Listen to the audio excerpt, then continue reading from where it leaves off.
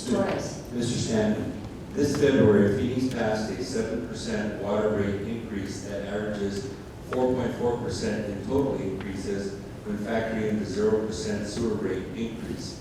There has been considerable discussion around this issue.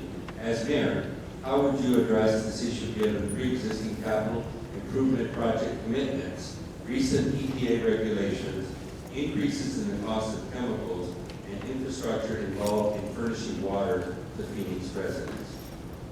Excellent question. First off, I was on the council when the most recent water rate issue came on, but certainly I was on the council for plenty of water rate issues.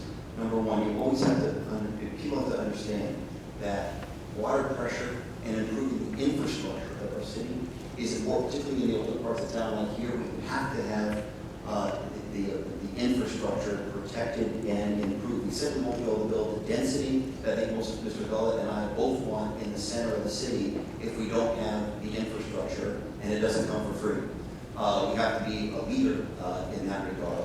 Also, remember before the crash, there was discussion about hot spots in Phoenix where there wasn't enough water pressure to build, even where there was appropriate zoning. We need to be aware that should not be the case. We need to be prepared for when the economy turns around in the right direction. And having the appropriate infrastructure is critically important for that. Let's talk about safety as well. I represented for 9 years our Tupi Foothills in City Council. They only had one water line in and out. Imagine if that water line went down. 80,000 people would be without water. Imagine if that happened during the summer months. Redundancy, having multiple lines, is a huge public safety issue for our community. That's what the water rate, the infrastructure pays for. Obviously, we have to pay down our debts. We have the highest credit rating of any city, of any big city in the country, and any city in the valley. And so it's critically important. We'll be the leader who, for trying to score kind of short-term political points on the far right, allows our credit rating to go down. So this issue is a critically important one. Shouldn't be taken lightly. Thank you. I guess that means that you were for it.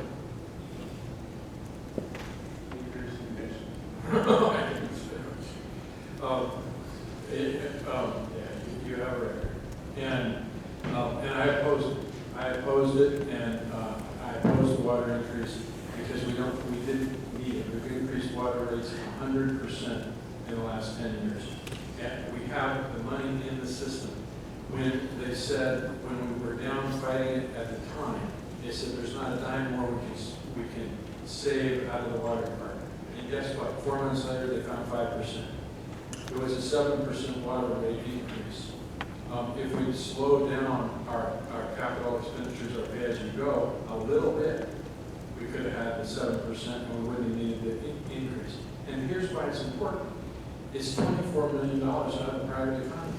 $24 million that we didn't need to take.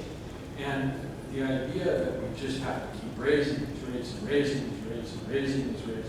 And I'm sure Greg at some point is going to attack me for actually working for somebody who raised rates. And I did that. But you know what? They haven't raised rates in 22 years. The city of Phoenix raises rates every year.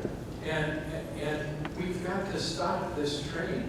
It's taking money out of the system that's not necessary. We all want safety. We all want to make sure that we have water pressure. We all want to make sure that we have redundancy, and we can have all that at the same time, not have to increase and take $24 million out of the private economy. It was not necessary. It is not necessary next year. They want to do it again. We have to say no, because if you don't say no, you'll never find the efficiencies. And you've got to say no and stop the increases so that you can find the efficiencies within the water.